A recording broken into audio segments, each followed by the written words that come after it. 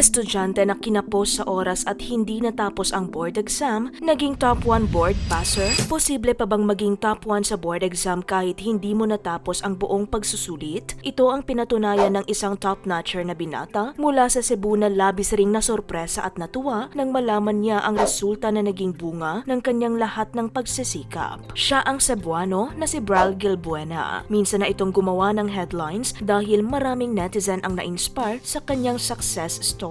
Unang nakilala ng publiko si Brile noong 2017 matapos siyang manguna sa Mechanical Engineering Licensure Exam. Nakapagtala siya ng 88.10% average score at nanguna sa 1,083 passers mula sa halos 2,000 examinees. Siya rin ang nag-iisang taga Cebu na napabilang sa top 10. Kahit si Brile ay nagulat nang malamang naging top-notcher siya, lalo na't hindi niya natapos ang pagsusulit. Ayon sa kanya, challenging ang math and science sa subject. For 5 hours, hindi ko natapos ang 100 questions. Sa kabila nito, nagbunga ang kanyang pagsisikap dahil sa karangalang dinala niya sa University of Cebu, Lapu-Lapu and Mandaue, ginawaran siya ng isang brand new car ng kanyang alma mater bilang pagpupugay at reward sa karangalang binigay niya sa paaralan. Matapos mag-top sa board exam, kumuha si Bral ng Master of Science in Mechanical Engineering sa Mapua University noong 2018, ngunit hindi niya ito natapos. Ayon sa kanya, yung thesis na lang yung kulang. Nawalan ako ng gana kasi hindi naman siya required sa job. Sa ngayon, nagtatrabaho siya bilang R&D engineer sa isang pribadong engineering consultancy firm. Dati rin siyang mechanical design engineer sa Minehod Philippines Incorporated, isa sa mga kilalang engineering consultancy sa bansa. Naging mechanical design engineer din ito sa Black and White Middle East Philippines Incorporated. Noong 2021, muling na-interview si Brile sa kanyang pag-top sa board exam. Aniya, confident ako na papasa ako pero hindi ko in-expect na magta-top. Sinagot niya ang halos lahat ng tanong maliban sa 5 hanggang 10, partikular sa math and sciences na pinakamahirap para sa kanya. Ayon kay Brile, malaki ang pasasalamat niya sa Diyos at sa mga taong tumulong sa kanya. Sinabi rin niyang mas maayos na ang estado ng kanilang buhay ngayon dahil sa kanyang trabaho. Nakakatulong na rin sa family. Dagdag niya, bilang payo, sinabi ni Brile, seek knowledge. Hindi dapat for grades lang, para graduate lang. Dapat ang goal ay makakuha ng skills at kaalaman na magagamit sa propesyon.